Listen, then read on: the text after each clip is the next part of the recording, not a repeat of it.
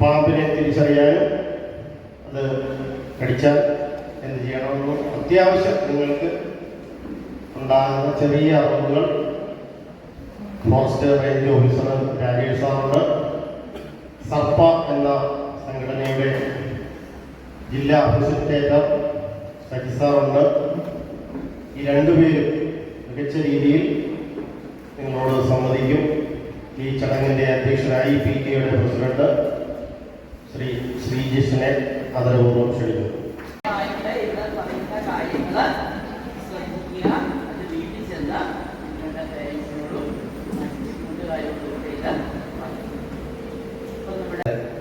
ആന ഇറങ്ങി വരുന്നു, കാടുള്ള ഭാഗത്തൊക്കെ ആന ഇറങ്ങി വരുന്നു, കടുവ ഇറങ്ങി വരുന്നു, കടിമൂലമാണ്. അത് നമ്മൾ കുറച്ച് ജാഗ്രത മതിയാവും. അതിനെക്കുറിച്ചൊക്കെ വിശദമായിട്ട് അദ്ദേഹം ക്ലാസ് കൈകാര്യം ചെയ്യും. അപ്പം ആ ഒരു ജാഗ്രതയിലൂടെ നമുക്ക് വരും വർഷങ്ങളിൽ മറ്റുള്ള ഡിപ്പാർട്ട്മെന്റ് ഒക്കെ, അതായത് ആരോഗ്യ ഡിപ്പാർട്ട്മെന്റ്, എഡ്യൂക്കേഷൻ ഡിപ്പാർട്ട്മെന്റ്, അങ്ങനെ യോജിച്ച ഒരു പ്രവർത്തനത്തിലൂടെ പാമ്പ് കടിയേറ്റ് ആരും മരിക്കാത്ത ഒരു കേരളം വരും വർഷങ്ങളിൽ നമുക്ക് അത്തരത്തിലുള്ള ഒരു ലക്ഷ്യത്തിലേക്ക് എത്താൻ വേണ്ടിയാണ് ഇങ്ങനെയുള്ള ഒരു ക്ലാസ്സുകളൊക്കെ സംഘടിപ്പിക്കുന്നത്. അപ്പം ആദ്യം ഉണ്ടായിരുന്ന പാമ്പുകളിൽ 2 കാലുകൾ ഉണ്ടായിരുന്ന അവയായും അവർക്ക് അവയുടെ കാലുകൾ ലോപിച്ച് നമ്മുടെ അരണയെ പോലെയുള്ള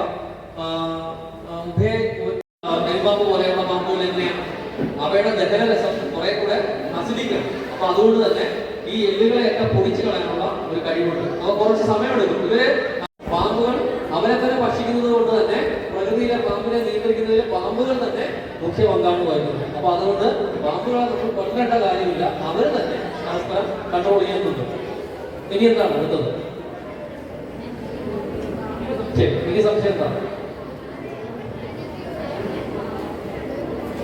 കേട്ടില്ല? നാഗമാണിക്യം. അത് ന്യായമായ ചോദ്യം. നാഗമാണിക്യം എന്ന് പറയുന്നത് ഇതെല്ലാം നമ്മളൊരു മിത്ത് എന്ന് പറയാം, ഒരു കഥ എന്ന് പറയാം. ഞാൻ കണ്ടിട്ടില്ല നാഗമാണിക്യം. ഞാൻ ഒരുപാട് മൂർഖനെ പിടിച്ചു, ഒരുപാട് അണലിയെ പിടിച്ചു. ഞാൻ ഇന്ന് വരെ നാഗമാണിക്യത്തിന് തനി പോലും കിട്ടിയിട്ടില്ല. അപ്പോ നാഗമാണിക്യം എന്നൊരു സാധനം മിത്ത് മാത്രമാണ്. നമ്മളുടെ